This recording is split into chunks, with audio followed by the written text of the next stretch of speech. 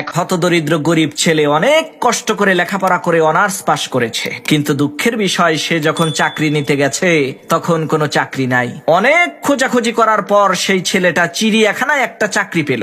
আল্লাহর কি কুদরত, সেই ছেলেটা চাকরি পাওয়ার কিছুদিন পরেই ওই চিড়িয়াখানার বাঘটা মরে গেল। তখন চিড়িয়াখানা কর্তৃপক্ষের লোকেরা চিন্তিত হয়ে পড়ল, এখন কি করা যায়? কারণ চিড়িয়াখানায় বাঘ না থাকলে তো দর্শকেরা চিড়িয়াখানায় টাকা দিয়ে টিকিট কেটে ঢুকবে না। তখন চিড়িয়াখানা কর্তৃপক্ষের লোকেরা বাধ্য হয়ে ওই অনার্স পাশ করা ছেলেটাকে বলল, তুমি যদি বাঘের পোশাক পরে চিড়িয়াখানার বাঘের খাঁচার মধ্যে ঢুকে বাঘের মতোই তর্জন গর্জন দিতে পারো, তাহলে তোমার বেতন আমরা ডাবল করে দেব। এদিকে সেই গরিব ছেলেটাও কোনো উপায় অন্তর না পেয়ে চিড়িয়াখানা কর্তৃপক্ষের এই প্রস্তাবে রাজি হয়ে গেল।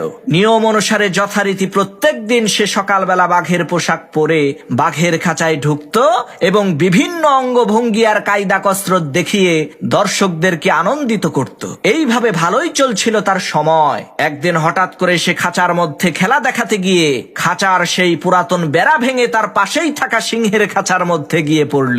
এখন সেই বাঘ বেচারা চিন্তা করছে, সর্বনাশ, আজ বুঝি আমার আর রক্ষা নাই। আমি যে কোন রকমের বাঘ সেটা তো চিড়িয়াখানার দর্শকেরা বুঝতে না পারলেও আমি তো জানি। আজ এই সিংহের পেটেই আমাকে যেতে হবে।